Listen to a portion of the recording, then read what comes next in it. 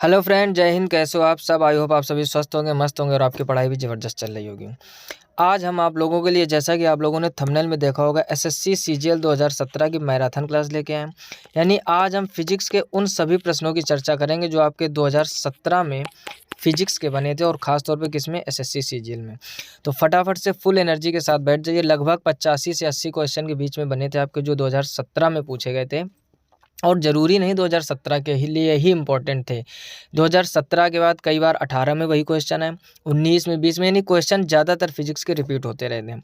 तो फटाफट से आप वीडियो को लाइक ज़रूर कर दीजिए, और अगर चैनल पर पहली बार हो तो सब्सक्राइब करके नोटिफिकेशन बिल को ऑल पर सेलेक्ट कीजिए, क्योंकि इस चैनल पर आपको प्रीवियस ईयर क्वेश्चन, चाहे वो एमटीएस हो, चाहे वो सीपीयू हो, चाहे वो सीएचएसएल का एग्ज़ाम हो, चाहे सीजीएल का एग्ज़ाम हो, सबके लिए हर एक सब्जेक्ट के ज़रूर प्रोवाइड कराए जाते हैं। और अपने दोस्तों में इस वीडियो को ज़रूर भेजिए, और फुल एनर्जी के साथ कॉपी पेन लेके बैठ जाइए, क्योंकि कुछ ऐसे पॉइंट होंगे जिनको आपको नोट करना पड़ेगा, या फिर आप स्क्रीनशॉट लेकर भी रख सकते हो, ताकि बाद में आप रिवीजन कर सको। देखते हैं पहला क्वेश्चन क्या लिखा हुआ है इसमें। पहला क्वेश्चन लिखा है, मृदा में जल तनाव मापने के लिए प्रयोग किए जाने वाले यंत्र को क्या कहा जाता है। पहला लिखा है प्रकाश मापी, फिर लिखा है उत्ताप मापी, फिर लिखा हुआ है शुष्काद्रता मापी, फिर लिखा हुआ है तनाव मापी। तो इसका ऑप्शन आपका डी सही हो जाएगा, यानी तनाव मापी।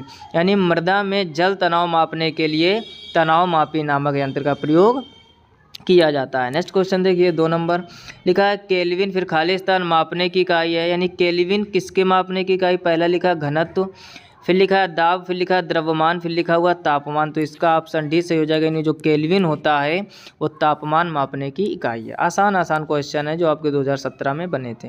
लिखा हुआ है तीसरा क्वेश्चन, बल का एसआई मात्रक क्या है? पहला लिखा है पास्कल, फिर लिखा हुआ है बायल, फिर लिखा है न्यूटन, और फिर लिखा है वाट। तो बल का जो एसआई मात्रक होता है वो होता है आपका न्यूटन। जो पहला ऑप्शन लिखा हुआ है पास्कल, वो दाब का मात्रक होता है।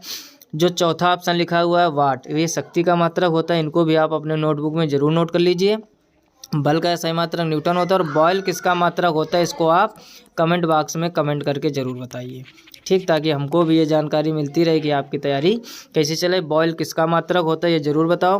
पास्कल दाब का होता है, ये लिख लीजिए। वाट शक्ति का होता है, और बल का मात्रक क्या होता है? न्यूटन। नेक्स्ट क्वेश्चन देखिए, 4 नंबर क्या लिखा हुआ है? लिखा है निम्नलिखित में से कौन सा एक बुरा ऊष्मा परिचालक है? पहला लिखा है एल्यूमिनियम, फिर लिखा हुआ तांबा, फिर लिखा हुआ शीशा, और फिर लिखा हुआ चांदी। तो बुरा जो होता है आपका ऊष्मा परिचालक वो होता है शीशा। ऑप्शन से इसका सही हो जाएगा। नेक्स्ट क्वेश्चन देखिए, 5 नंबर लिखा हुआ है प्रतिध्वनि सुनने के लिए न्यूनतम दूरी कितनी होनी चाहिए? पहला लिखा है 10, फिर लिखा है 13, फिर लिखा हुआ 17, फिर लिखा हुआ 11। तो इसका ऑप्शन जो है आपका सी सही हो जाएगा, 17, यानी 17 मीटर। ये भी ध्यान देना है, 17 मीटर। यानी जो प्रतिध्वनि होती है, प्रतिध्वनि का अर्थ क्या होता है? यानी आपने कुछ बोला और वो आपको रिवर्स सुनाई दे। देखा होगा जैसे पुरानी फिल्मों में दिखाया जाता है, पहाड़ के पास जाकर कोई बोलता है कुछ और वो वापस आवाज़ सुनाई देती, तो उसके लिए मिनिमम कितनी दूरी होनी चाहिए? वो होनी चाहिए 17 मीटर। नेक्स्ट क्वेश्चन देखिए, 6 नंबर लिखा हुआ है। नेक्स्ट क्वेश्चन देखिए, 6 नंबर क्या लिखा हुआ है? लिखा है एक श्याम पट्ट रंग में काला क्यों दिखाई देता है? पहला लिखा हुआ है काला रंग प्रतिबिंबित करता है, फिर लिखा हुआ है काला रंग अवशोषित करता है, फिर लिखा हुआ है सारे रंग प्रतिबिंबित करता है, फिर लिखा हुआ है सारे रंग अवशोषित करता है।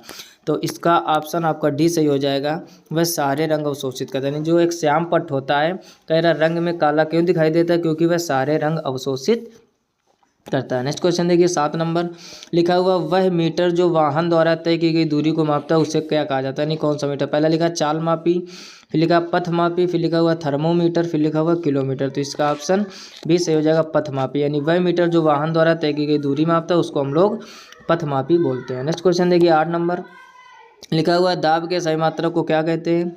पहला लिखा न्यूटन, फिर लिखा हुआ वेबर, फिर लिखा हुआ पास्कल, और फिर लिखा हुआ हेनरी। तो इसका ऑप्शन आपका सी सही हो जाएगा, पास्कल। अभी ऊपर क्वेश्चन ने कहा था, हमने आपको बताया था दाब का मात्रक पास्कल होता है, न्यूटन किसका होता है? बल का मात्रक। वेबर किसका मात्रक होता है? तो वेबर होता है आपका चुंबकीय फ्लक्स का। हेनरी किसका मात्रक होता है? हेनरी होता है आपका स्वप्रेरकत्व का या फिर अन्योन्य प्रेरकत्व का। स्टार बना के अपने नोटबुक में आप जरूर नोट कर लीजिए।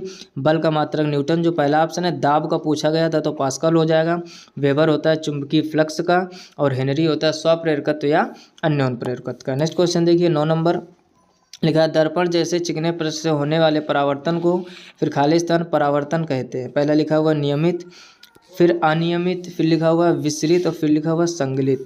तो इसका ऑप्शन आपका ए सही हो जाएगा, नियमित। यानी दर्पण जैसे चिकने पृष्ठ से होने वाले परावर्तन को नियमित परावर्तन कहते हैं। नेक्स्ट क्वेश्चन देखिए 10 नंबर लिखा हुआ प्रतिरोध को मापने की इकाई क्या है? पहले लिखा है ओम, फिर लिखा हुआ फैरड और फिर लिखा हुआ हेनरी, फिर लिखा हुआ वेबर। तो प्रतिरोध को मापने की बिल्कुल आसान क्वेश्चन है, पहला ऑप्शन सही हो जाएगा यानी ओम। हेनरी किसका होता है? अभी आपको हमने बताया। वेबर किसका होता है? चुंबकीय फ्लक्स का। और फैरड किसका मात्रक होता है? तो फैरड होता है आपका धारिता का मात्रक। इसको भी आप नोट कर लीजिए, मात्रकों से रिलेटेड क्वेश्चन जरूर आता है। फैरड हो गया धारिता का मात्रक, वेबर हो गया चुंबकीय फ्लक्स का, हेनरी हो गया स्वप्रेरकत्व का, प्रतिरोध का पूछा गया था तो इसका हो जाएगा ओम। नेक्स्ट क्वेश्चन देखिए 11 नंबर में लिखा हुआ है गैलीलियो के गिरते शरीर के नियम को और किस नाम से जाना जाता है? पहले लिखा है गति का नियम, फिर लिखा है न्यूटन का पहला नियम, फिर लिखा है न्यूटन का दूसरा नियम, फिर लिखा है न्यूटन का तीसरा नियम। तो इसका ऑप्शन आपका बी सही हो जाएगा, न्यूटन का पहला नियम। नेक्स्ट क्वेश्चन देखिए 12 नंबर क्या लिखा हुआ है? लिखा है निम्नलिखित में से कौन सा यंत्र धातु भट्टियों के अंदर के तापमान को मापने के लिए सबसे उचित है? पहले लिखा है पाइरोमीटर, फिर लिखा है थर्मोकपल, फिर लिखा हुआ थर्मामीटर, फिर लिखा हुआ थर्मिस्टर। तो इसका ऑप्शन आपका ए सही हो जाएगा यानी पाइरोमीटर। नेक्स्ट क्वेश्चन देखिए 13 नंबर क्या लिखा हुआ है? निम्नलिखित में से कौन से यंत्र का प्रयोग आर्द्रता को मापने के लिए किया? आर्द्रता का मतलब होता है एक तरह से नमी। पहला लिखा है द्रव्य घनत्व मापी, फिर लिखा हुआ आर्द्रता मापी, फिर लिखा है मनोमान मापी, फिर लिखा है पवन वेग मापी। तो आप नाम से ही समझ जाओगे कि आर्द्रता को मापने के लिए आर्द्रता मापी का उपयोग किया जाएगा। बहुत ही आसान क्वेश्चन होते हैं। अगर आपने वीडियो को अभी तक लाइक नहीं किया, जानकारी अच्छी लग रही हो तो लाइक जरूर कर दीजिए। नेक्स्ट क्वेश्चन देखिए 14 नंबर लिखा है निम्नलिखित में से कौन एक सदिश मात्रा नहीं है? पहला लिखा है आवेग, फिर लिखा है विस्थापन, फिर लिखा है बल आघूर्ण, फिर लिखा है गति।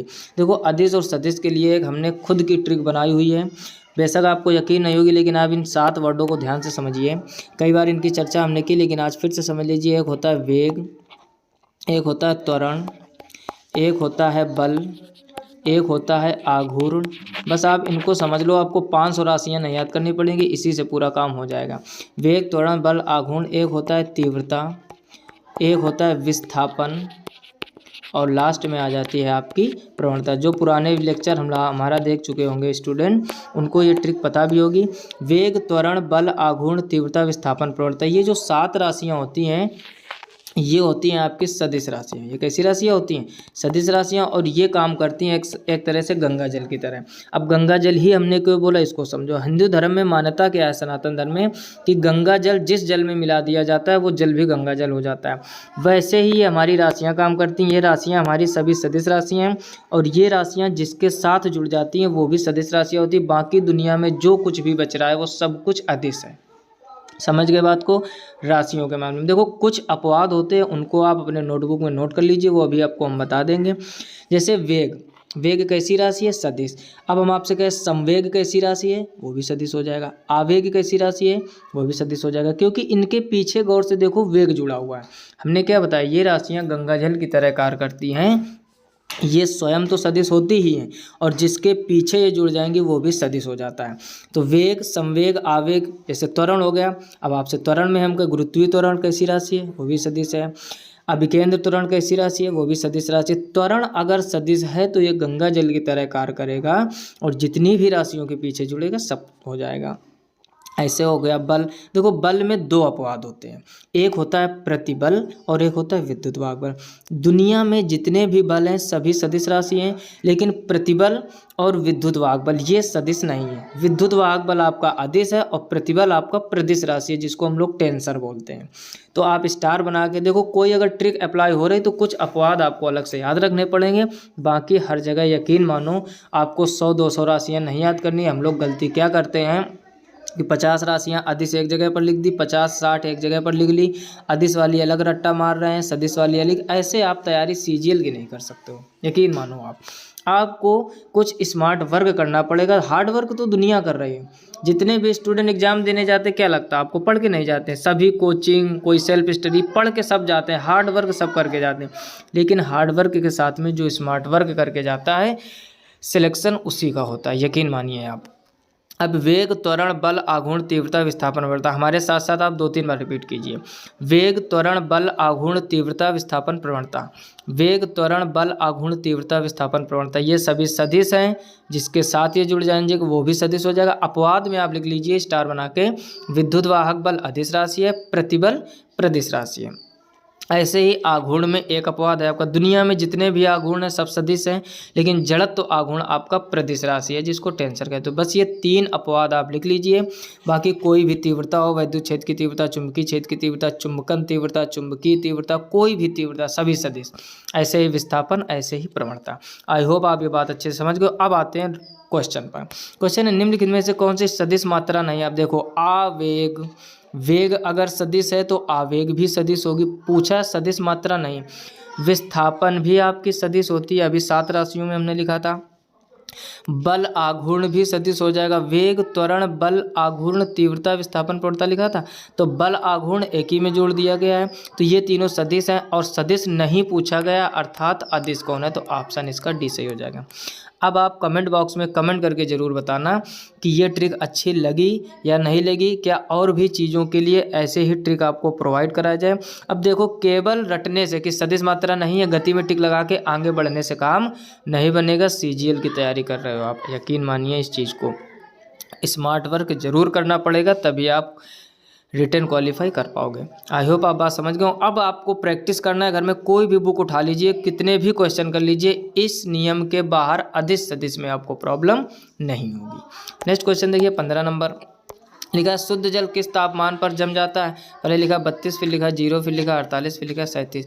शुद्ध जल किस तापमान पर, और लिखा है फ़ारेनहाइट में, तो 32 डिग्री फ़ारेनहाइट में ये जम जाता है। नेक्स्ट क्वेश्चन देखिए, 16 नंबर लिखा हुआ है, निम्नलिखित में से सूर्य तथा पृथ्वी से विकिरित ऊष्मा के अवशोषण के लिए सबसे आवश्यक क्या। पहले लिखा कार्बन डाइऑक्साइड, फिर लिखा ऑक्सीजन, फिर लिखा कार्बन मोनोऑक्साइड, फिर लिखा नाइट्रोजन। सब लोग जानते हो CO2 सबसे आवश्यक यानी कार्बन डाइऑक्साइड। नेक्स्ट क्वेश्चन देखिए, 17 नंबर लिखा हुआ, निम्नलिखित में से कौन एक सदिश मात्रा नहीं। फिर पूछा गया सदिश नहीं पूछा गया, यानी कौन सा अतिश है। लगा दीजिए वही ट्रिक।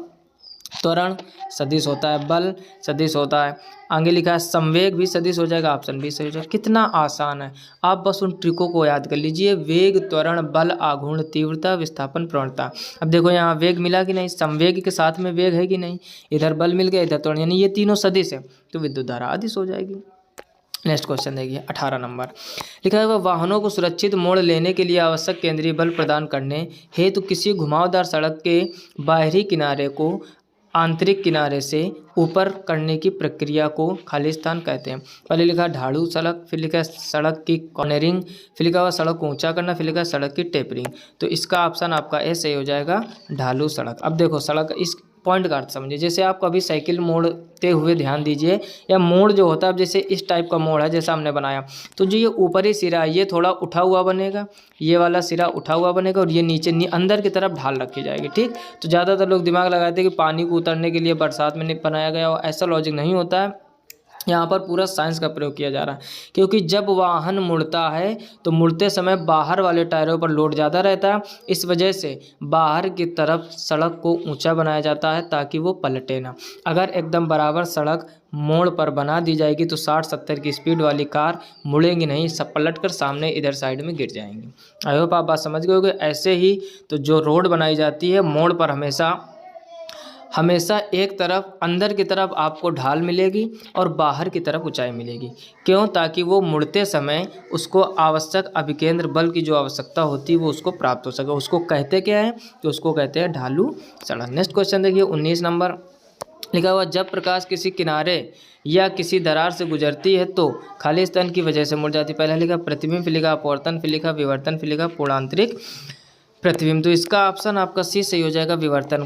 क्लास 12 में आपने एक चैप्टर ही पढ़ा होगा पूरा विवर्तन, यानी प्रकाश का अवरोध के किनारों से मुड़ जाना विवर्तन कहलाता है। ये डेफिनेशन आपने पढ़ी होगी, तो वो विवर्तन हो जाएगा। नेक्स्ट क्वेश्चन देखिए, 20 नंबर लिखा है, मरुस्थल में मरीचिका या मृग तृष्णा बनने का मुख्य कारण क्या है। पहले लिखा है प्रकाश का अपवर्तन, फिर लिखा हुआ प्रकाश का प्रतिबिंब।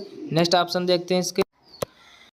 नेक्स्ट ऑप्शन लिखा है प्रकाश का पूर्णांतरिक प्रतिबिंब, फिर लिखा है प्रकाश का अपवर्तन तथा पूर्णांतरिक प्रतिबिंब दोनों। तो ऑप्शन इसका डी सही हो जाएगा, यानी जो मरीचिका बनने का कारण होता है वो पूर्णांतरिक प्रतिबिंब या प्रकाश का अपवर्तन दोनों ही कारण होते हैं। लिखा है स्वतंत्र रूप से लटके हुए लकड़ी के एक ढांचे में कील ठोकना कठिन होता है, कौन सा नियम इस कथन का समर्थन करता है? ध्यान से समझिए, कह रहा स्वतंत्र रूप से लटके हुए लकड़ी के एक ढांचे में कील ठोकना कठिन होता है, कौन सा नियम इस कथन का समर्थन करता है? पहला ऑप्शन लिखा हुआ है जड़ता का नियम, फिर लिखा है न्यूटन का दूसरा नियम, फिर लिखा है न्यूटन का तीसरा नियम, फिर लिखा हुआ है पास्कल का नियम। तो इसका ऑप्शन आपका सी सही हो जाएगा, यानी न्यूटन का तीसरा नियम, क्योंकि न्यूटन के तीसरा नियम को क्रिया प्रतिक्रिया का नियम भी बोलते हैं। अगर ऑप्शन ना दिया होता न्यूटन का तीसरा नियम तो यहाँ पर हम लोग सही कर लेते क्या, क्रिया प्रतिक्रिया नियम, अगर वो दिया होता, या फिर न्यूटन का तीसरा नियम, दोनों ही बातें सेम है, ऑप्शन सी करेंगे। नेक्स्ट क्वेश्चन देखिए 22 नंबर लिखा है निम्नलिखित में से कौन सा विद्युत चुम्बकीय तरंगों का गुण नहीं है? कौन सा विद्युत चुम्बकीय तरंगों का गुण नहीं है? पहला लिखा है विद्युत चुम्बकीय तरंगें व्यतिकरण तथा विवर्तन नहीं दिखाती हैं, पहला ही ऑप्शन सही हो जाएगा, क्योंकि विद्युत चुम्बकीय जो तरंगें हैं वो व्यतिकरण तथा विवर्तन दोनों ही दिखाती है, क्योंकि विद्युत चुम्बकीय तरंगें व्यतिकरण तथा विवर्तन दोनों ही दिखाती है। और कह रहा है कौन सा विद्युत चुम्बकीय तरंगों का गुण नहीं है, नहीं वाला पूछा गया, तो पहला ही ऑप्शन इसका सही हो जाएगा। नेक्स्ट क्वेश्चन देखिए 23 नंबर लिखा है सामान्यतः उत्तल दर्पण का प्रयोग खाली स्थान में होता है, यानी उत्तल दर्पण का उपयोग कहाँ होता है? पहला लिखा है सौर चूल्हा में, फिर लिखा है नेत्र अंतर्दर्शी, फिर लिखा है अग्रदीप का प्रतिक्षेपक, फिर लिखा है पश्चदर्शी प्रतिक्षेपक। तो इसका ऑप्शन आपका डी सही हो जाएगा, पश्चदर्शी प्रतिक्षेपण, यानी पीछे की चीज़ें देखने के लिए। जैसा कि आपने देखा होगा 4 व्हीलर कोई कार हो या फिर बस हो या फिर ट्रक हो, इनमें ड्राइवर के बगल में एक शीशा लगा होता है दर्पण, जो पीछे की गाड़ियां आती हुई दिखाई देता है, वो कौन सा दर्पण होता है? वो होता है आपका उत्तल दर्पण। तो यहीं से आप समझ जाइए, यानी कि पीछे का दृश्य देखने के लिए किस दर्पण का उपयोग किया जाता है? वो होता है आपका उत्तल दर्पण। नेक्स्ट क्वेश्चन देखिए लिखा है 24 नंबर आवृत्ति का एसआई मात्रक, पहला लिखा है न्यूटन, फिर लिखा हुआ वाट, फिर लिखा हुआ फैराड और फिर लिखा हुआ हर्ट्ज। तो आवृत्ति का मात्रक हर्ट्ज होता है, आपका ऑप्शन डी सही हो जाएगा। एक चीज़ ध्यान रखिए, कोई भी एसएससी का एग्जाम हो एक मात्रक वाला क्वेश्चन जरूर पूछा जाता है, और कई बार हम इसमें पूरे ऑप्शनों की चर्चा करते हैं। जैसे पहला लिखा न्यूटन, न्यूटन किसका मात्रक होता है? तो ये बल का मात्रक होता है। दूसरा लिखा वाट, वाट किसका मात्रक होता है? ये शक्ति का मात्रक होता है। तीसरा लिखा फैराड, फैराड किसका मात्रक होता है? ये धारिता का मात्रक होता है। और आवृत्ति का मात्रक चौथा यानी हर्ट्ज सही हो जाएगा। अगला क्वेश्चन देखिए 25 नंबर खाली स्थान में प्रकाश की गति सर्वाधिक है, यानी प्रकाश की गति सर्वाधिक किसमें होती है? पहला लिखा निर्वात, फिर लिखा हुआ ठोस पदार्थ, फिर लिखा हुआ तरल पदार्थ और फिर लिखा हुआ गैस। तो इसका ऑप्शन ए सही हो जाएगा, निर्वात। निर्वात में प्रकाश की चाल सबसे ज़्यादा होती है, और आप सब लोगों को पता है 3 × 10⁸ मीटर प्रति सेकेंड कितनी होती है? 3 × 10⁸ मीटर प्रति सेकेंड, ये होती है निर्वात में प्रकाश की चाल, और यही सर्वाधिक होती है। नेक्स्ट क्वेश्चन देखिए 26 नंबर लिखा है विद्युत धारा का एसआई मात्रक क्या है? अब धारा का पूछा गया। न्यूटन किसका होता है? सबको पता है। बल का मात्रक जूल किसका होता है? ऊर्जा या फिर कार्य का। सी लिखा है एम्पियर, यही सही हो जाएगा। यानी धारा का मात्रक क्या होता है? Ampere, option C. और वाट किसका होता है? शक्ति का। एक ना एक क्वेश्चन जरूर आता है। अब आप यही समझ लीजिए 2017 में जितने भी एग्जाम हुए थे, कितने 3 से 4 क्वेश्चन आपको मिल चुके हैं मात्रक वाले। तो मात्रक आप सभी जरूर तैयार करके चाहिए, एक ना एक क्वेश्चन जरूर फंसेगा आपको मात्रक से रिलेटेड।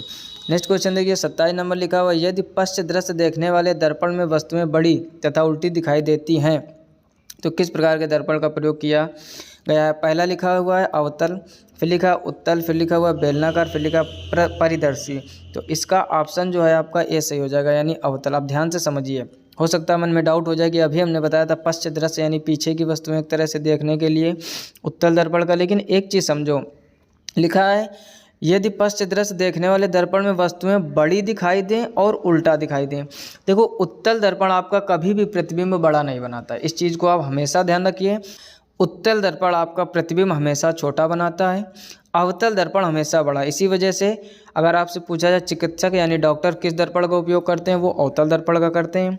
नाई की दुकान में यानी जहां हम लोग कटिंग वगैरह करवाने जाते हैं वहां किस दर्पण का उपयोग, वो भी अवतल होता है। यानी जहां जहां प्रतिबिंब बड़ा बनाने की आवश्यकता है वहां पर हम लोग अवतल दर्पण का उपयोग करेंगे। और यहाँ पर लिखा है वस्तुएं बड़ी तथा उल्टी दिखाई दें तो बड़ा प्रतिबिंब किस में बनेगा? अवतल दर्पण में। इस वजह से ऑप्शन ए इसका सही हो जाएगा। नेक्स्ट क्वेश्चन देखिए 28 नंबर लिखा हुआ साबुन का बुलबुला फिर खाली स्थान के कारण गोलाकार प्राप्त होता है, यानी जो साबुन का बुलबुला है वो किसके कारण गोलाकार प्राप्त होता है? पहला लिखा हुआ जड़त्व, फिर लिखा हुआ दाब, फिर लिखा पृष्ठ तनाव, फिर लिखा हुआ श्यानता। तो इसका ऑप्शन सी सही हो जाएगा, पृष्ठ तनाव। ठीक है ना, यानी सरफेस टेंशन जिसको हम लोग बोलते हैं। पृष्ठ तनाव एक ऐसा कारण है जिसके कारण वस्तुएं गोल होती हैं या साबुन का बुलबुला हमें गोलाकार प्राप्त होता है। नेक्स्ट क्वेश्चन देखिए 29 नंबर लिखा हुआ ऊपर से देखने पर पानी का टैंक उथला क्यों दिखाई देता है? पहला लिखा है प्रतिबिंब के कारण, फिर लिखा हुआ अपवर्तन के कारण, फिर लिखा विवर्तन के कारण, फिर लिखा कुल आंतरिक प्रतिबिंब के कारण। हमने आपको ट्रिक क्या सिखाई है?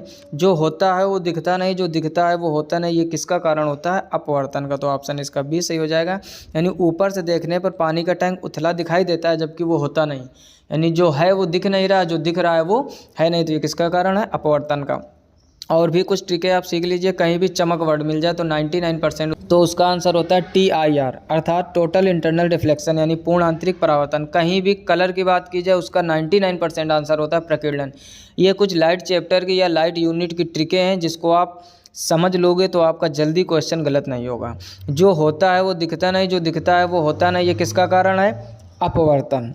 अगर कहीं चमक वर्ड मिल जाए जैसे रेगिस्तान में मरीचिका का बनना, ठंडे प्रदेशों में मरीचने का, कांच में पड़ी दरार का चमकना, हीरे का अत्यधिक चमकना, ये सारी जितनी चमक वाले वर्ड हैं सबका आंसर पूर्ण आंतरिक परावर्तन, टोटल इंटरनल रिफ्लेक्शन, जिसको हम लोग शॉर्टकट में TIR बोलते हैं।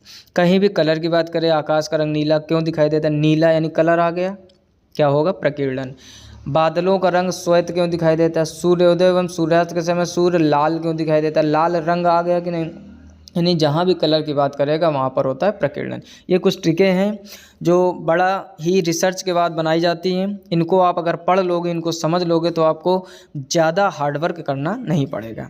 नेक्स्ट क्वेश्चन देखिए 30 नंबर लिखा और लाल तथा हरे रंग के मिश्रण से कौन सा रंग प्राप्त होता है? पहला लिखा हल्का नीला, फिर लिखा पीला, फिर लिखा श्वेत और फिर लिखा स्लेटी। तो लाल और हरे को जब आप मिला दोगे तो वो बन जाता है पीला कलर। ये घर में आप प्रैक्टिकल कर सकते हो, ऑप्शन बी इसका सही हो जाएगा। नेक्स्ट क्वेश्चन देखिए 31 नंबर लिखा हुआ निम्नलिखित में से किस स्थान पर एक वस्तु का भार सर्वाधिक होता है? यानी वस्तु का भार सर्वाधिक कहाँ होगा? पहला लिखा है ध्रुव रेखा, फिर लिखा भूमध्य रेखा। नेक्स्ट ऑप्शन देखते हैं इसके। तीसरा ऑप्शन लिखा है मकर रेखा और फिर लिखा हुआ कर्क रेखा। तो पहला ही ऑप्शन इसका सही हो जाएगा ध्रुव रेखा, यानी ध्रुव रेखा पर किसी भी वस्तु का भार सबसे ज़्यादा होता है। नेक्स्ट क्वेश्चन देखिए 32 नंबर लिखा हुआ तापमान का SI मात्रा क्या? पहला लिखा केल्विन, फिर लिखा है जूल, फिर लिखा हुआ सेल्सियस, फिर लिखा फ़ारेनहाइट। तो जो SI मात्रक है वो तापमान का अर्थात ताप का होता है केल्विन। ध्यान दीजिए जरा, सेल्सियस भी तापमान का मात्रक है, फ़ारेनहाइट भी है, जूल नहीं है। जूल होता है कार्य या ऊर्जा का, लेकिन सेल्सियस फ़ारेनहाइट भी तापमान के होते हैं, लेकिन ये SI मात्रक नहीं है। समझ के बाद को SI का मतलब इंटरनेशनल सिस्टम ऑफ यूनिट जिसको हम बोलते हैं। तापमान का SI मात्रक होता है केल्विन। नेक्स्ट क्वेश्चन देखिए 33 नंबर लिखा विद्युत मोटर खाली स्थान ऊर्जा को यांत्रिक ऊर्जा में बदलता है। यानी जो विद्युत मोटर है किस ऊर्जा को यांत्रिक ऊर्जा में बदलता है? पहला लिखा ध्वनि, फिर लिखा यांत्रिक, फिर लिखा रासायनिक, फिर लिखा विद्युत। ऑप्शन डी इसका सही। देखो आसान क्वेश्चन, हमने उस दिन भी बताया था पिछले लेक्चर में आपको, अगर आपने वो नहीं देखे यानी 2017 का पार्ट 1 उसका लिंक नीचे डिस्क्रिप्शन में मिल जाएगा। 2018 के, 19 के, 20 के, 21 के, 22 के हर वर्षों के फिजिक्स के जितने भी CGL में प्रश्न पूछे गए सभी की चर्चा इस चैनल पर की जा चुकी है। आप प्लेलिस्ट में जाकर अर्थात या फिर आप नीचे डिस्क्रिप्शन में जाकर वहाँ से विजिट कर सकते हैं। अब देखो विद्युत मोटर होता है, घर में आप लोगों को मोटर होगा जैसे पंखा होता है, तो आप जब प्लग लगाते हो अर्थात जब इसको करंट देते हो यानी जब विद्युत देते हो तभी तो ये घूमता है। तो विद्युत ऊर्जा को यांत्रिक ऊर्जा में, कोई भी चीज़ हो क्या इनपुट है क्या आउटपुट है वही ऊर्जा दूसरी ऊर्जा में बदल जाती है। जैसे आपसे कहें जो विद्युत प्रेस होता है ये क्या करता है? तो ये विद्युत ऊर्जा को ऊष्मीय ऊर्जा में बदलता है क्योंकि गर्म हो जाता है। हम आपसे कहें बल्ब क्या करता है? तो बल्ब को करंट चाहिए अर्थात विद्युत ऊर्जा को प्रकाशीय ऊर्जा में बदलता है। हीटर क्या करता है? हीटर भी विद्युत ऊर्जा को ऊष्मीय ऊर्जा में बदलता है तभी खाना बन पाता है। तो ये चीज़ें देखी जाती हैं कि क्या उसको दिया जा रहा है और क्या उससे निकल रहा है। आई होप आप बात समझ गए हो। जैसे आपसे सेल से बात की जाए, सेल क्या करता है? तो सेल रासायनिक ऊर्जा को, क्योंकि अंदर उसमें केमिकल होते हैं, रासायनिक ऊर्जा को किस में बदलता है? विद्युत ऊर्जा में, क्योंकि हमको करंट प्राप्त होती है। इस तरीके से आप समझ करके आसानी से क्वेश्चन कर पाओगे। नेक्स्ट क्वेश्चन देखिए 34 नंबर लिखा है प्रकाशीय तंत्र निम्नलिखित में से किसके सिद्धांत पर कार्य करता है? यानी जो प्रकाशीय तंत्र होता है किसके सिद्धांत पर कार्य करता है? पहले लिखा परावर्तन, फिर लिखा अपवर्तन, फिर लिखा है विवर्तन, फिर लिखा है पूर्ण आंतरिक परावर्तन। इसका ऑप्शन डी सही हो जाएगा, पूर्ण आंतरिक परावर्तन, टोटल इंटरनल रिफ्लेक्शन प्रकाशिक तंतु। यानी जो प्रकाशिक तंतु है जिसको हम लोग बोलते हैं ऑप्टिकल फाइबर, ये किस पर कार्य करता है? पूर्ण आंतरिक परावर्तन यानी टोटल इंटरनल रिफ्लेक्शन, जिसको TIR बोलते हैं। नेक्स्ट क्वेश्चन देखिए 35 नंबर लिखा हुआ है, निम्नलिखित में से ध्वनि स्वर मान को कौन निर्धारित करता है? पहला लिखा हुआ आयाम, फिर लिखा हुआ है आवृत्ति, फिर लिखा हुआ है प्रबलता और फिर लिखा हुआ तरंग दैर्घ्य। तो इसका ऑप्शन आपका बी सही हो जाएगा, यानी आवृत्ति। यानी जो कह रहा निम्नलिखित में से ध्वनि स्वर मान, जिसको हम लोग पिच कहते हैं, को कौन निर्धारित करता है? इसको निर्धारित करता है आपकी आवृत्ति। नेक्स्ट क्वेश्चन देखिए 36 नंबर लिखा हुआ है, कौन सी घटना प्रकाश की कण प्रकृति को दिखाती है? पहला लिखा हुआ विवर्तन, फिर लिखा हुआ व्यतिकरण, फिर लिखा प्रकाश विद्युत प्रभाव और फिर लिखा हुआ ध्रुवीकरण। तो इसका ऑप्शन आपका जो है वो सी सही हो जाएगा, प्रकाश विद्युत प्रभाव, फोटो इलेक्ट्रिक इफेक्ट जिसको हम लोग बोलते हैं, प्रकाश विद्युत प्रभाव। कह रहा कौन सी घटना प्रकाश की कण प्रकृति को दर्शाती है? तो प्रकाश विद्युत प्रभाव जो है ये आपके प्रकाश की कण प्रकृति को दर्शाती है। नेक्स्ट क्वेश्चन देखिए 37 नंबर लिखा हुआ, ध्वनि की तीव्रता का SI मात्रक क्या है? पहला लिखा हुआ डेसिबल, फिर लिखा हुआ न्यूटन, फिर लिखा हुआ हर्ट्ज, फिर लिखा हुआ टेस्ला। तो इसका ऑप्शन आपका ए सही हो जाएगा, यानी डेसिबल। ध्वनि की तीव्रता का मात्रक क्या होता है? डेसिबल। कई बार हम चर्चा कर चुके हैं कि मात्रक से रिलेटेड क्वेश्चन कोई भी SSC का एग्ज़ाम हो जरूर बनता है, तो सभी मात्रक आप जरूर रट लीजिए। डेसिबल ध्वनि का होता है, न्यूटन बल का होता है, हर्ट्ज आवृत्ति का होता है, टेस्ला किसका मात्रक होता है? ये होता है चुंबकीय क्षेत्र का। चुंबकीय क्षेत्र के और भी मात्रक होते हैं, आप लिखना चाहो लिख लीजिए, वेबर प्रति मीटर स्क्वायर, एक होता है न्यूटन प्रति एम्पियर मीटर, एक होता है जो लिखा है टेस्ला, और एक होता है CGS पद्धति में जिसको हम लोग बोलते हैं गॉस। तो मात्रकों का कलेक्शन आपके पास अच्छा होना चाहिए, तभी आप अच्छे से एग्जाम कर पाओगे।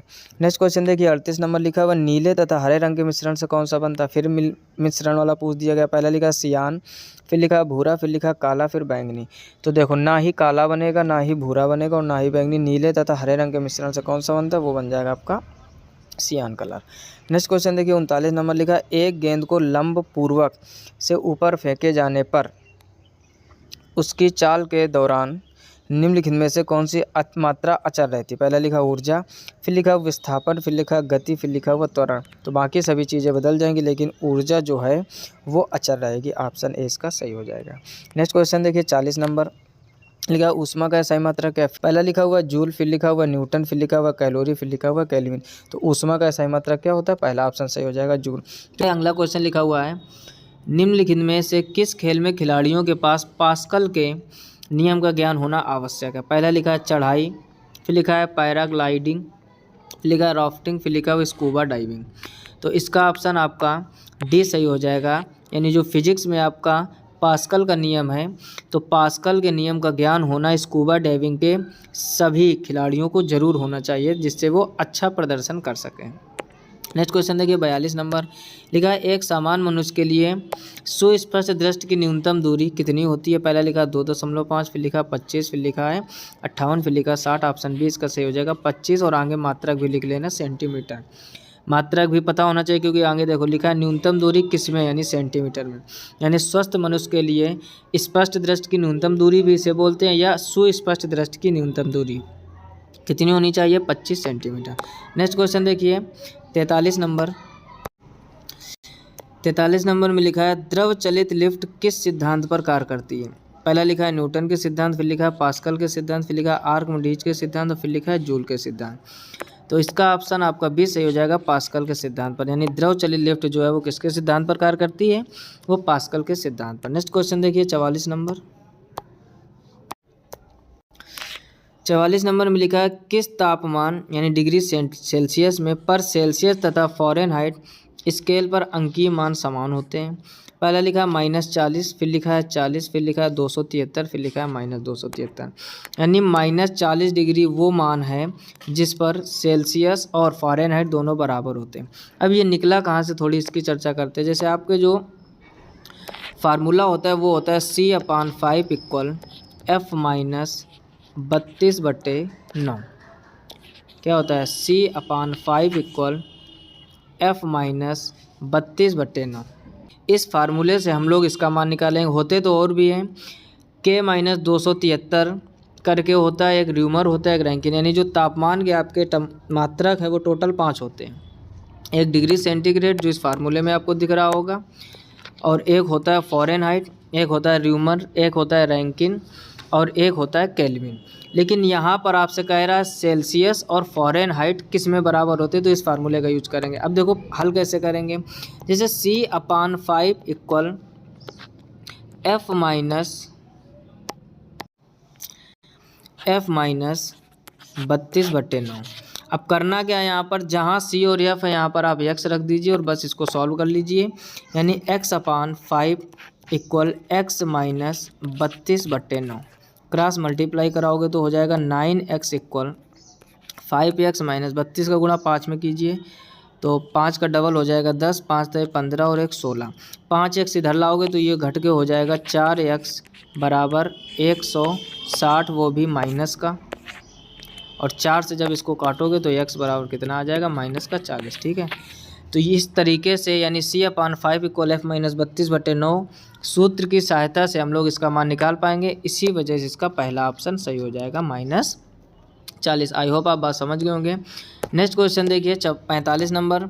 यह ऊर्जा का SI मात्रक क्या है, पहला लिखा बॉयल, फिर लिखा वाट, फिर लिखा न्यूटन और फिर लिखा पास्कल। ऑप्शन 20 का सही हो जाएगा। ऊर्जा का SI, यहाँ पर गाइस आप ध्यान दीजिए, थोड़ा सा मिस्टेक है क्वेश्चन में। लिखा है ऊर्जा का SI मात्रक और ऑप्शन में आपको B दिया गया है, वाट लिखा है, लेकिन वाट होता है शक्ति का मात्रक। ठीक है, ये थोड़ा टाइपिंग में मिस्टेक हो गई है, ध्यान दीजिए ज़रा। ऊर्जा का SI मात्रक होता है आपका जूल, ऊर्जा और कार्य के मात्रक होते हैं जूल। और ये जो B ऑप्शन दिया गया है यहाँ पर वाट की जगह पर आप जूल लिख दीजिए, ये शक्ति का मात्रक होता है। नीचे लिखा पास्कल, ये दाब का मात्रक होता है। न्यूटन बल का मात्रक होता है। बॉयल आप अच्छी तरीके से जानते हो। कहने का मतलब इस क्वेश्चन में टाइपिंग मिस्टेक है, ऊर्जा का SI मात्रक पूछा गया वो होता है जूल, जबकि इसमें वाट दे रखा, वाट होता है शक्ति का मात्रक। इसका आप थोड़ा सा सुधार कर लीजिए। नेक्स्ट क्वेश्चन देखिए 46 नंबर लिखा हुआ, निम्नलिखित में से कौन सा एक कोयले का प्रकार नहीं है। पहला लिखा है एंथ्रेसाइट, फिर लिखा है लिग्नाइट, फिर लिखा है पीट और फिर लिखा है लोहा उल्का।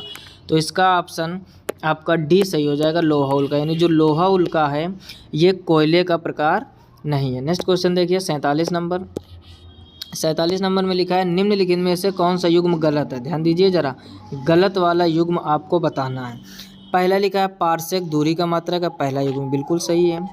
फिर देखते हैं दूसरा क्या लिखा हुआ, बैरल लिखा है तरल और प्रकाश वर्ष समय। बैरल जो है वो भी तरल का मात्रक है, पारसेक दूरी का मात्रक है। प्रकाश वर्ष समय का मात्रक नहीं होता है, प्रकाश वर्ष भी दूरी का मात्रक होता है। कई बार हम इसकी चर्चा कर चुके हैं। मात्रकों से रिलेटेड क्वेश्चन एक जरूर आता है आपके, कोई भी SSC का एग्जाम हो जरूर तैयार कर लीजिए। और प्रकाश वर्ष किसका मात्रक होता है, दूरी का। वर्ष देखकर समय मत क्लिक कीजिए, ज़्यादातर स्टूडेंट से यही गलती होती है। तो प्रकाश वर्ष किसका मात्रक है, दूरी का। और यहाँ दिया समय, गलत वाला ही चुनना, पहला ऑप्शन दिया गया है केवल 3, पहला ही ऑप्शन इसका सही हो जाएगा। नेक्स्ट क्वेश्चन देखिए 48 नंबर लिखा है अति शीतलन, सुपर कूलिंग जिसको बोलते हैं, किसी द्रव को खाली स्थान कह रहा शीतल करना होता है। पहला लिखा गलनांक से नीचे, फिर लिखा हिमांक से नीचे, फिर लिखा गलनांक पर, फिर लिखा गलनांक से ऊपर। तो इसका ऑप्शन आपका B सही हो जाएगा, हिमांक से नीचे। यानी सुपर कूलिंग जो होता है या अति शीतलन किसी द्रव को हिमांक से नीचे शीतलन को कहा जाता है। नेक्स्ट क्वेश्चन देखिए 49 नंबर लिखा है प्रकाश के एक माध्यम से दूसरे माध्यम में गुजरने पर उसकी दिशा में होने वाले परिवर्तन की घटना खाली स्थान कहलाती है। पहला लिखा अपवर्तन, विवर्तन और संचरण, फिर लिखा कोई विकल्प सही नहीं। पहला ऑप्शन इसका सही है। प्रकाश का एक माध्यम से दूसरे माध्यम में जाना और अपने पथ से भ्रमित हो जाना है, अर्थात अपनी दिशा को चेंज कर देना, कहलाता है अपवर्तन। अपवर्तन की डेफिनेशन क्या होती है, जब कोई प्रकाश किरण एक माध्यम से दूसरे माध्यम में जाती है तो अपने मार्ग से विचलित हो जाती है। इस विचलित होने की घटना को क्या कहते हैं, प्रकाश का अपवर्तन। वही को घुमा कर पूछा गया कि एक माध्यम से जब दूसरे माध्यम में जाते हैं तो उसकी दिशा में परिवर्तन हो जाता है, यह घटना कौन सी है, तो यह है अपवर्तन की घटना। नेक्स्ट क्वेश्चन देखिए 50 नंबर लिखा हुआ यदि ग्रह की कक्षा दीर्घवृत्त है तो वह बिंदु जिस पर सूर्य होता है क्या कहलाता है। पहला लिखा केंद्र, फिर लिखा परिधि, फिर लिखा विकेंद्र, फिर लिखा फोकस। इसका ऑप्शन D सही हो जाएगा, फोकस। केपलर के नियम में आपने अच्छी तरह से पढ़ा होगा कि यदि ग्रह की कक्षा दीर्घवृत्त है तो वह बिंदु जिस पर सूर्य होता है क्या कहलाता है, उसको कहते हैं फोकस। यानी सूर्य जो है फोकस पर स्थित होता है। नेक्स्ट क्वेश्चन देखिए 51 नंबर लिखा है सर्पी घर्षण स्थैतिक घर्षण से फिर खाली स्थान होता है। लिखा है दुगुना, फिर लिखा है एकाकर, फिर लिखा है अधिक, फिर लिखा है कम।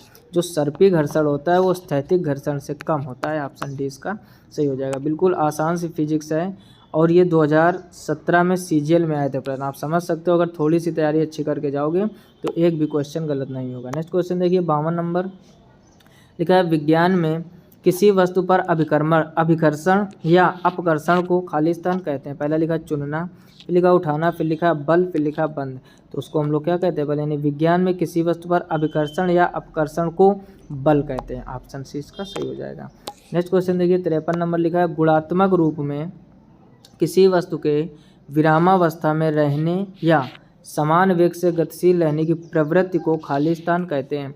पहला लिखा बल, फिर लिखा त्वरण, फिर लिखा घर्षण, फिर लिखा है जड़त्व। तो इसका ऑप्शन आपका डी सही हो जाएगा, यानी जड़त्व।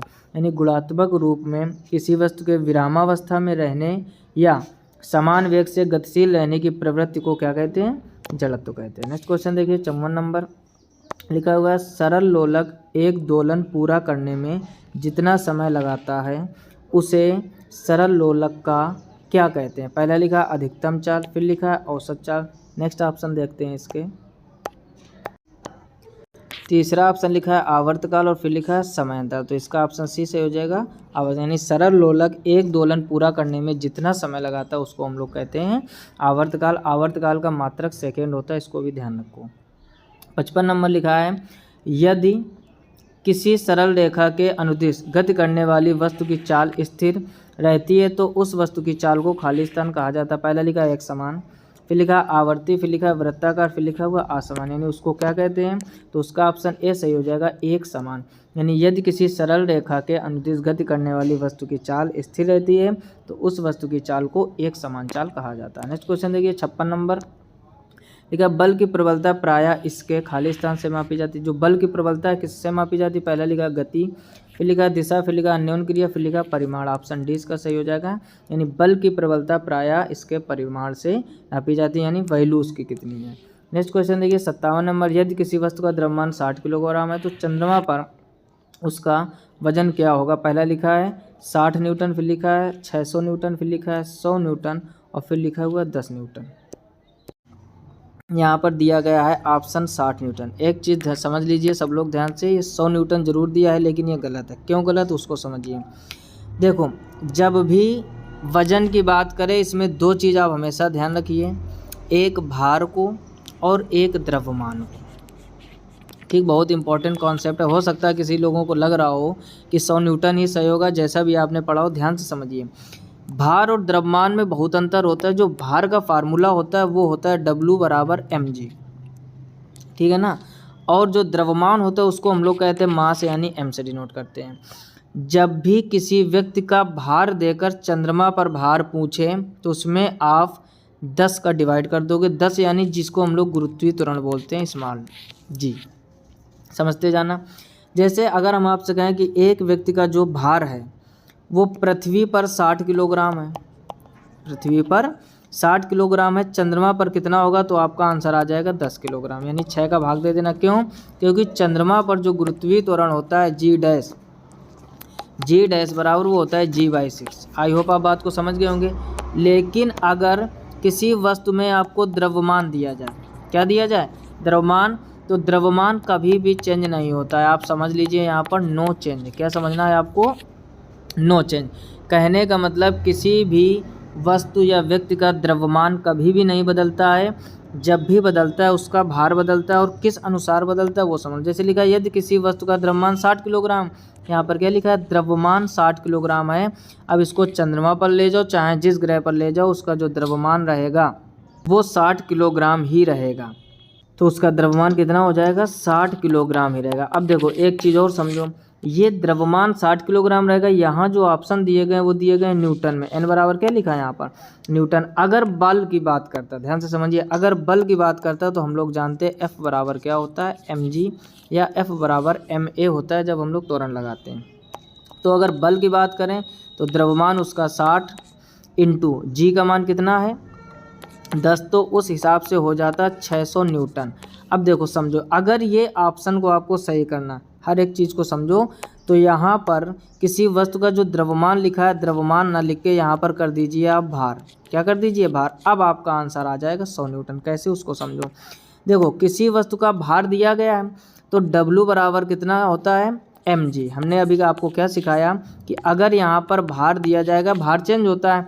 अब चंद्रमा पर जब इस व्यक्ति को या इस वस्तु को ले जाओगे तो उसका जो भार होगा यानी W वो कितना बचेगा 10। हमने क्या अभी आपको सिखाया, हमने सिखाया कि किसी भी वस्तु का यदि भार दिया जाए उसको चंद्रमा पर ले जाओगे तो 6 का डिवाइड करोगे तो W कितना आ जाएगा 10।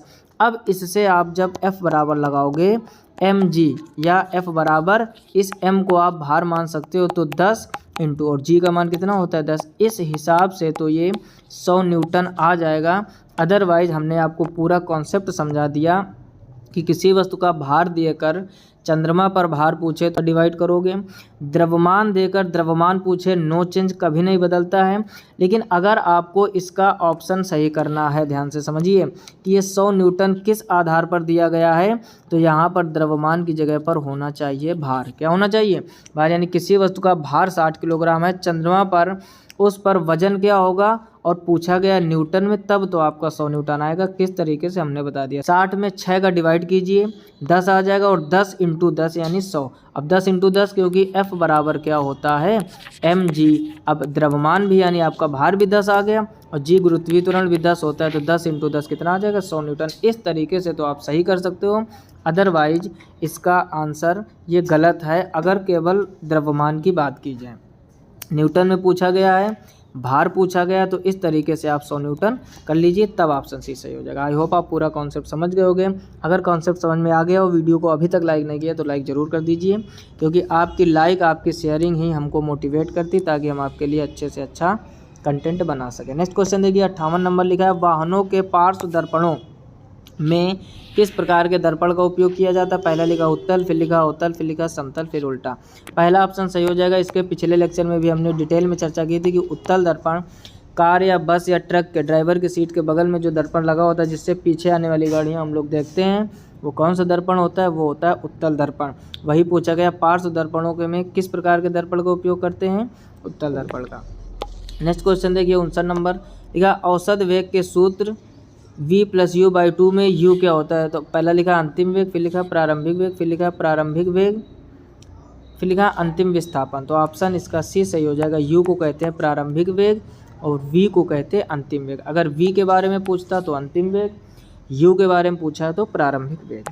नेक्स्ट क्वेश्चन देखिए 60 नंबर लिखा, यदि किसी सरल रेखा के अनुदिश गति करने वाली वस्तु की चाल परिवर्तित होती रहती है तो उस वस्तु की चाल को खाली स्थान कहा जाता है। पहले लिखा एक समान, फिर लिखा आवर्ती, फिर लिखा वृत्ताकार, फिर लिखा असमान। इसका ऑप्शन डी सही हो जाएगा, यानी उसको हम लोग कहते हैं असमान चाल। लिखा ऐसे पदार्थ जो घर्षण कम करते हैं खाली स्थान कहलाते हैं।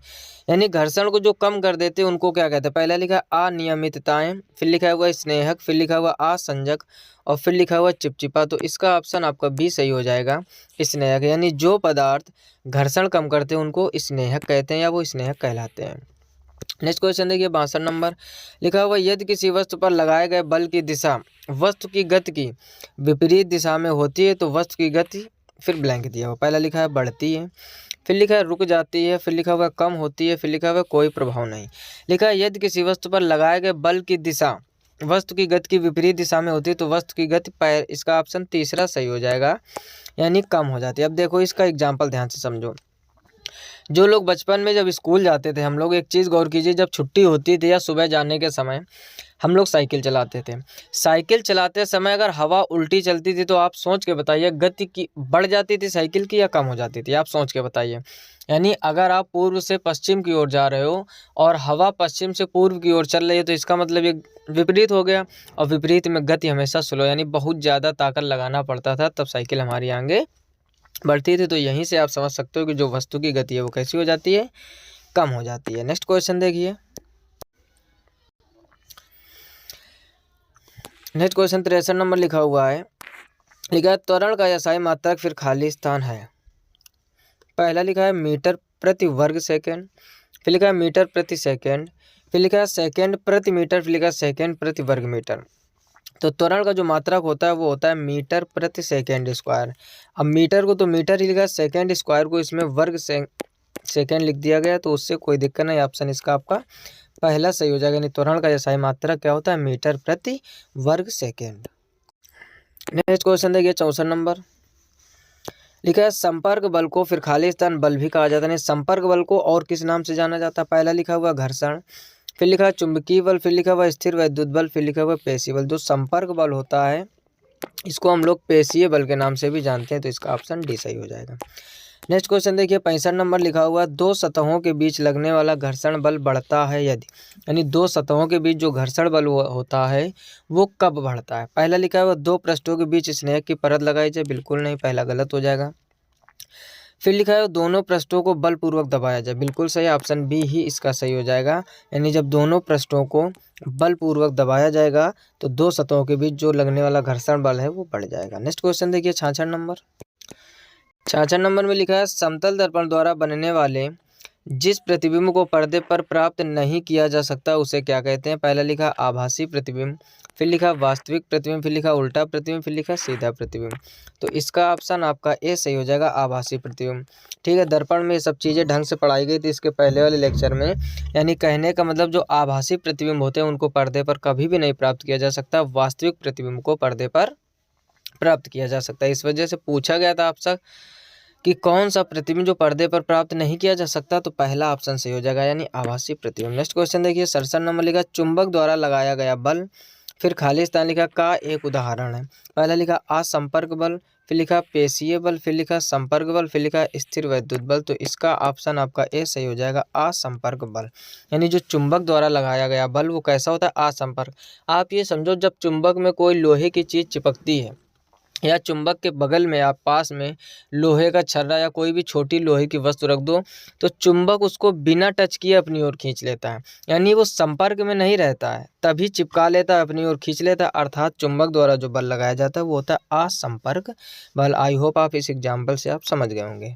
नेक्स्ट क्वेश्चन देखिए 68 नंबर लिखा हुआ गति के दूसरे नियम के अनुसार किसी दिए हुए बल के लिए त्वरण वस्तु के फिर खाली स्थान के व्युत्क्रमानुपाती होती है। पहला लिखा घनत्व के, फिर लिखा आयतन के या बल के और या फिर द्रव्यमान के। तो अब इसके लिए आप समझिए फार्मूला क्या होता है, F बराबर ma। फार्मूला क्या होता है, F बराबर ma। अब इससे आप जब m प्रोपोर्शनल निकालोगे तो क्या हो जाएगा 1/a, यानी जो द्रव्यमान और जो त्वरण है वे एक दूसरे के व्युत्क्रमानुपाती हैं। क्वेश्चन आपसे पूछा गया जो त्वरण है वस्तु के किसके व्युत्क्रमानुपाती होता है, तो ऑप्शन इसका डी सही हो जाएगा, यानी द्रव्यमान के। F बराबर ma इस फार्मूले से आप समझ सकते हो और यहीं से निकाला जाता है।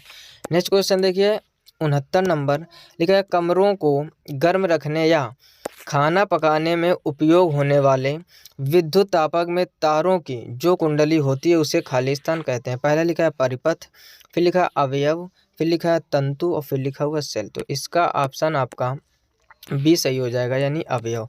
यानी कमरों को गर्म रखने या खाना पकाने में उपयोग होने वाले विद्युत तापक में तारों की जो कुंडली होती है उसे अवयव कहते हैं। नेक्स्ट क्वेश्चन देखिए 70 नंबर लिखा है जब हम किसी मशीन का उपयोग करते हैं तो घर्षण से उत्पन्न ऊष्मा नष्ट हो जाती है, यह ऊष्मा फिर खाली स्थान के कारण उत्पन्न होती है।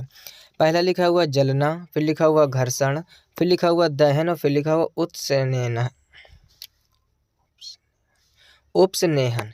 तो इसका ऑप्शन आपका बी सही हो जाएगा, यानी घर्षण। यानी यह ऊष्मा घर्षण के कारण उत्पन्न होती है।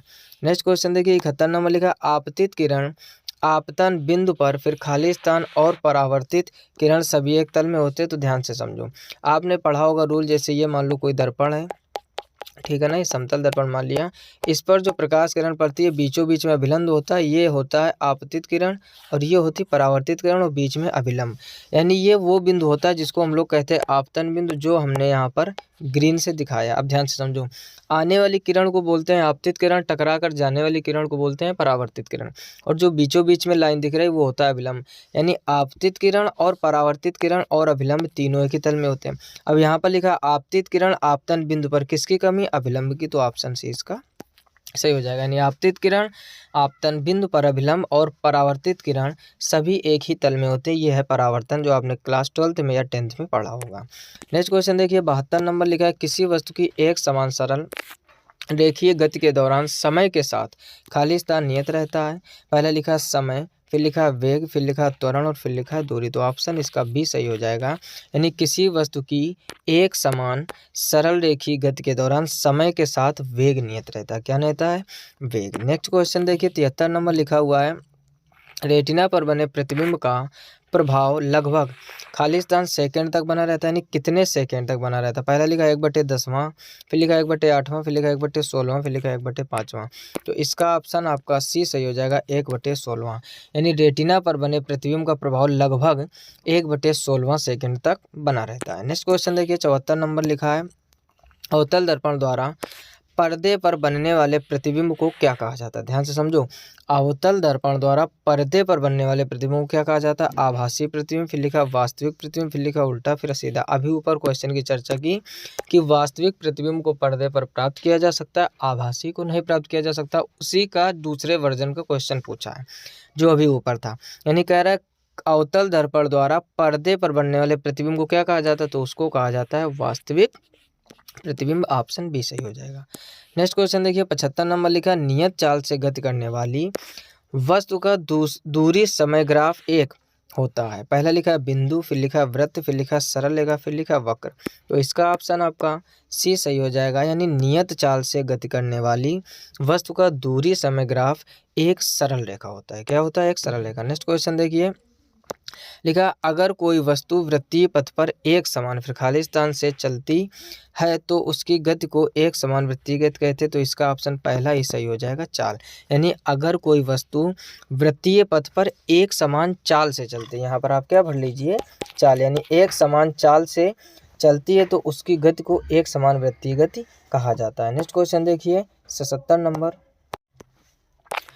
77 नंबर में लिखा है समतल दर्पण द्वारा बनने वाला प्रतिबिंब खाली स्थान होता है। पहले लिखा है लंबवत परिवर्तन, फिर लिखा है वास्तविक प्रतिबिंब, फिर लिखा है पार्श्व परिवर्तन, फिर लिखा है बड़ा प्रतिबिंब। तो इसका ऑप्शन आपका सी सही हो जाएगा, पार्श्व परिवर्तन। अब समझ लीजिए पार्श्व परिवर्तन क्या होता है। पार्श्व परिवर्तन वो होता है जिसमें बायां भाग दाईं ओर, यानी लेफ्ट वाला दिखता है राइट की तरफ और राइट वाला दिखता है लेफ्ट की तरफ। यानी बायां भाग दाईं ओर और दायां भाग बाईं ओर दिखाई देता है। आप लोगों ने देखा होगा एम्बुलेंस में जो आगे का मेन शीशा होता है वहाँ पर एम्बुलेंस उल्टा लिखा होता है, ताकि जो आगे ड्राइवर गाड़ी चला रहा है उसको एम्बुलेंस सीधा दिखाई दे।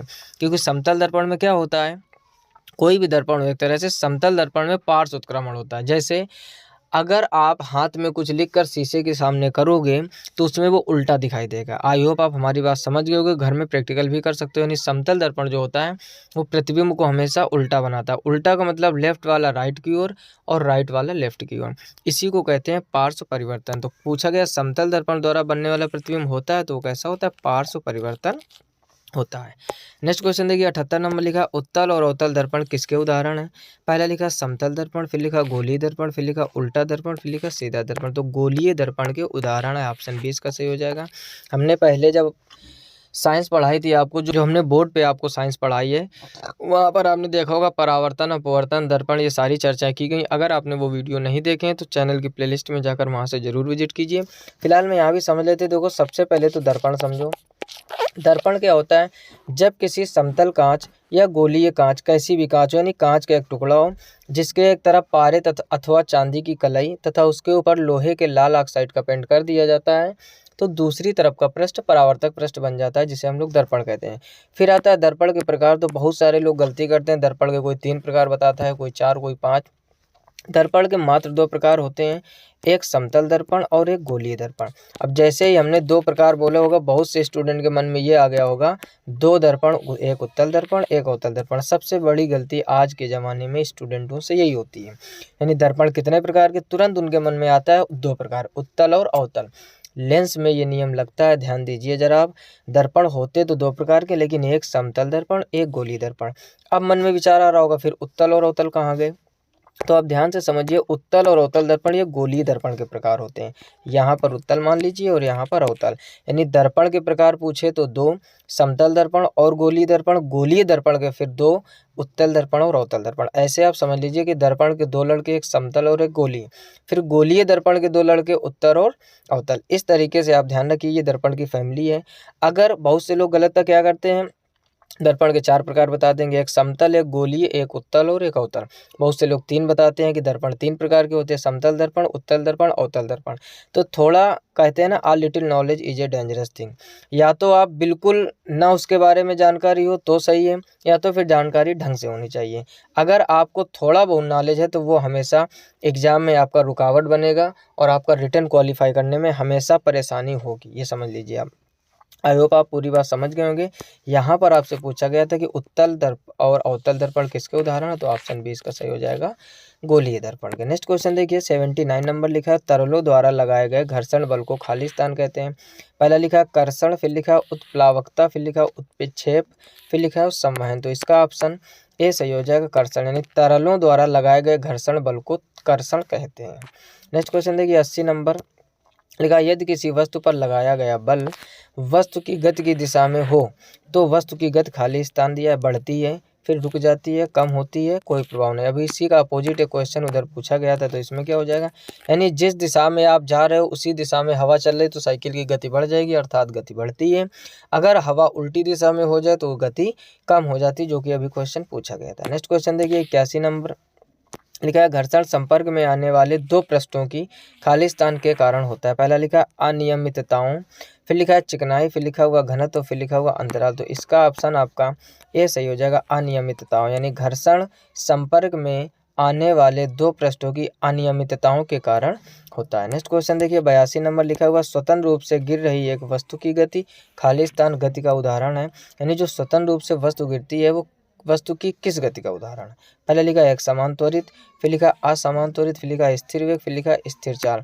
तो इसका ऑप्शन आपका ए सही हो जाएगा, एक समान त्वरित, यानी स्वतंत्र रूप से गिर रही एक वस्तु की गति एक समान त्वरित गति का उदाहरण है। नेक्स्ट क्वेश्चन देखिए, 83 नंबर, खाली स्थान के कारण फर्श पर लुढ़कने वाली गेंद धीरे धीरे धीमी हो जाती है और अंत में रुक जाती है, यानी किसके कारण। पहले लिखा घर्षण, फिर लिखा चुंबकीय बल, फिर लिखा स्थिर विद्युत बल, फिर लिखा पेशी बल। तो इसका ऑप्शन आपका ए सही हो जाएगा, घर्षण, यानी घर्षण के कारण फर्श पर लुढ़कने वाली गेंद धीरे धीरे धीमी हो जाती है और अंत में रुक जाती है। नेक्स्ट क्वेश्चन देखिए, 84 नंबर लिखा है, ब्लैंक दिया है पहले ही, फिर लिखा है और आपतित किरण के बीच के कोण को आपतन कोण कहते हैं, यानी किसके किसके। पहला लिखा पृष्ठ, फिर लिखा अभिलंब, फिर लिखा स्पर्श लिखा, फिर परावर्तित किरण। तो इसका ऑप्शन आपका बी सही हो जाएगा, अभिलंब। अब इसको समझो, यानी ये अभिलंब हो गया, ऐसे समझ लीजिए आप।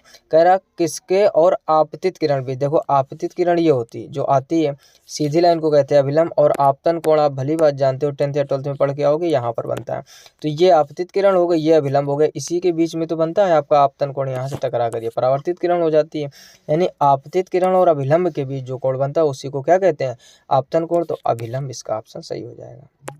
नेक्स्ट क्वेश्चन देखिए, 85 नंबर लिखा है, किसी वस्तु की विराम अवस्था को खाली स्थान चाल की अवस्था माना जाता है। बढ़ती हुई, फिर लिखा कम होती हुई, फिर लिखा विपरीत, फिर लिखा शून्य। ऑप्शन डी सही हो जाएगा, यानी किसी वस्तु की विराम, ध्यान से समझो, विराम का मतलब रुका हुआ मतलब शून्य, यानी किसी वस्तु की विराम अवस्था को शून्य चाल की अवस्था माना जाता है। नेक्स्ट क्वेश्चन देखिए, 86 नंबर लिखा है, ग्रहों की गति को बताने वाले नियमों को खाली स्थान कहा जाता है। पहला लिखा न्यूटन के नियम, फिर लिखा कैपलर के नियम, फिर लिखा अवोगाद्रो के नियम, फिर मार्गन के नियम। इसका ऑप्शन आपका भी सही हो जाएगा, आसान सा है कि ग्रहों की गति को किसने बताया था, कैपलर ने, कैपलर के नियम। तो कैसी लगी क्लास सब लोगों को, क्योंकि इस क्लास में हम लोगों ने पूरे 86 क्वेश्चन फिजिक्स के कवर किए हैं और ये थी मैराथन क्लास। अगर वीडियो अच्छा लगा हो तो एक कमेंट प्यारा सा जरूर कर दीजिए, और क्या इसी तरीके से 2016 की मैराथन कराई जाए, या और भी जितने भी वर्षों में फिजिक्स के क्वेश्चन या अदर सब्जेक्ट के बने उनकी मैराथन क्लास इसी प्रकार लाई जाए, कमेंट बॉक्स में कमेंट करके ज़रूर बताइए। और अपने दोस्तों में ये लेक्चर ज़रूर भेजिए ताकि वो लोग भी अच्छी तैयारी कर सकें। मिलते हैं नेक्स्ट वीडियो में, तब तक अपना ख्याल रखिए, अच्छे से पढ़ाई करते रहिए। तब तक के लिए जय हिंद, राधे राधे।